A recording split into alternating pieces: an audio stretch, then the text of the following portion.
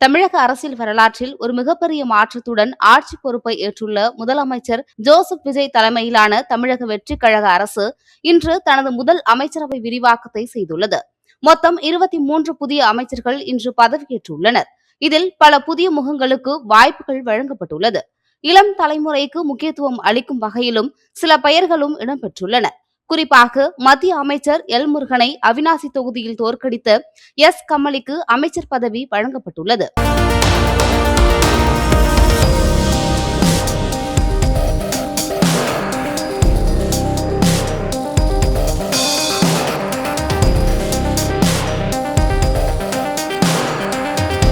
இந்த புதிய அமைச்சரவை பட்டியலில் அனைவரின் கவனத்தையும் ஈர்த்த ஒரு முக்கிய பெயர் ராசிபுரம் தனித்தொகுதியில் போட்டியிட்டு வெற்றி பெற்ற லோகேஷ் தமிழ்ச்செல்வன். 42 வயதாகும் லோகேஷ் தமிழ்ச்செல்வன் தமிழக அரசியலில் மிகப்பெரிய பரிச்சயமான ஒரு குடும்பத்தை சேர்ந்தவர். அதிமுகவின் மூத்த தலைவரும் தமிழ்நாடு சட்டமன்றத்தின் முன்னாள் சபாநாயகருமான தனபாலின் மகன்தான் இந்த லோகேஷ் தமிழ்ச்செல்வன். நீண்டகாலம் அதிமுகவில் இருந்த இவர் கடந்த 2024 நாடாளுமன்ற தேர்தலில் நீலகிரி தொகுதியில் அதிமுக சார்பில் போட்டியிட்டார்.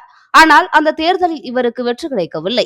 அதன் பின்னர் தனது தந்தையின் உடல்நிலை சரியில்லாத போது அதிமுக தலைமை தங்களை சரியாக கவனிக்கவில்லை என்றும் மூத்த தலைவர்களுக்கு அங்கு மரியாதை இல்லை என்றும் கூறி கடந்த பிப்ரவரி மாதம் 2026 தனது ஆதரவாளர்களுடன் சென்னைக்கு வந்து தாவேகா தலைவர் விஜய் முன்னிலையில் தமிழக வெற்றிக் கழகத்தில் இணைந்தார்.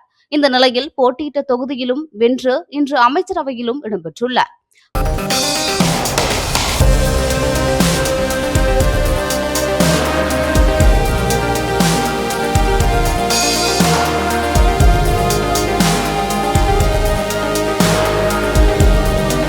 குறிப்பாக பெண்களுக்கு இந்த அமைச்சரவை பட்டியலில் கணிசமான இடங்கள் வழங்கப்பட்டுள்ளது.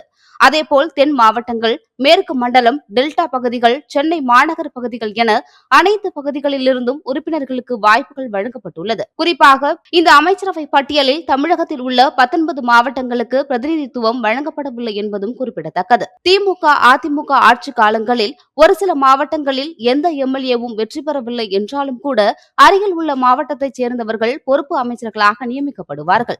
ஆனால் இந்த தேர்தலில் ஒரு சில மாவட்டங்களில் தமிழக வெற்றிக் கழகம் வெற்றி பெறவில்லை என்றாலும் வெற்றி பெற்ற எம்எல்ஏக்கள் இருக்கும் மாவட்டங்களுக்கும் அமைச்சரவையில் வாய்ப்பு வழங்கப்படவில்லை என்பது குறிப்பிடத்தக்கது. அதாவது காஞ்சிபுரம் போன்ற சிறிய மாவட்டங்களுக்கு 2 அமைச்சர்கள் வழங்கப்பட்டு இருப்பதும், திண்டுக்கல் போன்ற பெரிய மாவட்டங்களுக்கு ஒரு அமைச்சர் பதவி கூட வழங்கப்படாதது பெரிய பின்னடைவாகவே பார்க்கப்படுகிறது.